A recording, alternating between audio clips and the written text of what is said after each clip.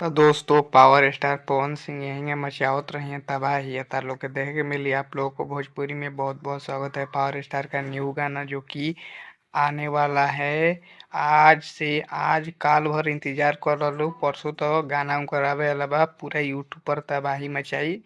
यहीं तार लोग के ऐसा करे के बेरा कि पावर स्टार पवन सिंह अपना ये हमारे सारेगामा पर आ रहा है, सारेगामा म्यूजिक पर। ये पूरा धमाल तारा लोग के चलते मची, पूरा मचाए के बा। पावर स्टार के जौन भी गाना होता तो तबाही मचाए के चाहिए। कैसे कि पावर स्टार पवन सिंह भोजपुरी में, उनके नाम से भोजपुरी को जाना जाता है। पावर स्टार पवन सिंह के सुरों के बादशाह हैं पावर स्टार पवन सिंह। आप लोग जान लीजिए पावर स्टार पवन सिंह यहीं है, चलत रही है, पूरा धमाल मचाई है। ये बार ऐसा धमाल मचाई है कि तार लोग के देखे के मिली गाना लेके आई।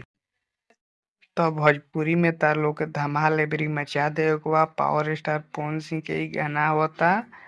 आए ही तबाही मचाओ लोग, नया अपडेट तार लोग के देते हैं। तहार पावर स्टार चुनाव भी लड़ी है, ई पाका हो गइल बा। काहे से कि पावर स्टार खुद कहला बड़ा। यही है ई प्रियंशु सिंह के साथ दिख रहे हैं पावर स्टार पवन सिंह, यही तबाही मचावत रही हैं और अपने मैनेजर के साथ फोटो भी खिंचवाए हैं। और प्रियांशु सिंह जो कि इनके म्यूजिक डायरेक्टर हैं, खूब तबाही मचावल है पावर स्टार पवन सिंह भोजपुरी में।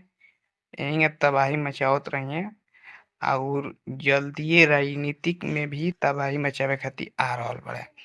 आता लोग के देखे मिली बीजेपी से चुनाव लड़ी है पावर स्टार पवन सिंह, ये तो कन्फर्म बा।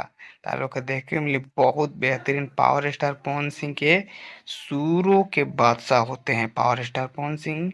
आप लोग को देखे के मिली बहुत इंटरव्यू भी इनकर भइल है लाइव में।